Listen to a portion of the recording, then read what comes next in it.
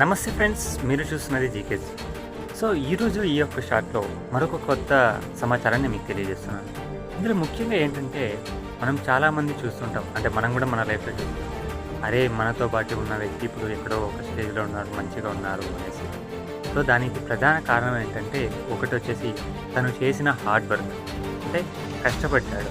అంటే ఎంత కష్టం వచ్చినా కూడా దాన్ని ఈజీగా అర్థవంతం చేసుకొని ఆ ముందు మెట్టుకు ఎక్కగలగాలి.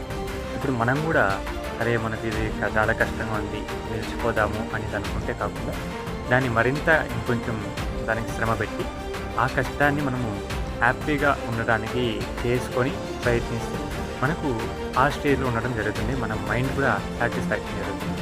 ప్లస్ ఇంకోటి ఏంటంటే, మనము ఏదైనా ఒక మంచి పనిలో కానీ ఏదైనా మన సెల్ఫ్గా ఒక స్థాయికి ఎదగాలంటే ఇతరుల గురించి ఆలోచించకండి. ఫస్ట్ మీరు, తరువాతే ఇతరులు. ఫస్ట్ మీరున్నారు, మీకన్నా ఒకవేళ ముందు అడుగులో ఉంటే వాళ్ళని వదిలేయండి. వాళ్ళని కాకుండా అలా కాకుండా ముందు నేనున్నాను, నా తర్వాత ఎవరైనా అనేసి ఒక దృఢ సంకల్పంతో ముందుకు సాగారనుకోండి, మీ విజయం అంతులేందనమాట.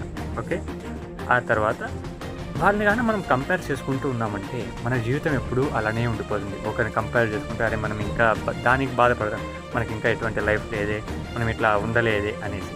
సో ముఖ్యంగా కంపారిజన్ ఫస్ట్ నిలిపేసేయండి. ఓకే, తర్వాత మీరు ముందున్నారు అనేసి ఊహించుకొని ఏ కార్యాన్నైనా సాధించండి. ప్లస్ ఇప్పుడు ఒక కష్టం వచ్చిందంటే దాన్ని వదిలేసి ఈజీగా ఉండేదాన్ని వెతుక్కోండి. కష్టం వచ్చినా కూడా దాన్ని కష్టపడి ఈజీగా చేసుకోండి. తర్వాత ఉండేదన్నీ మరి హ్యాపీగా ఉంటాయి. సరేనా? ఓకే, ఇది ఈరోజు షార్ట్లో. Thank you.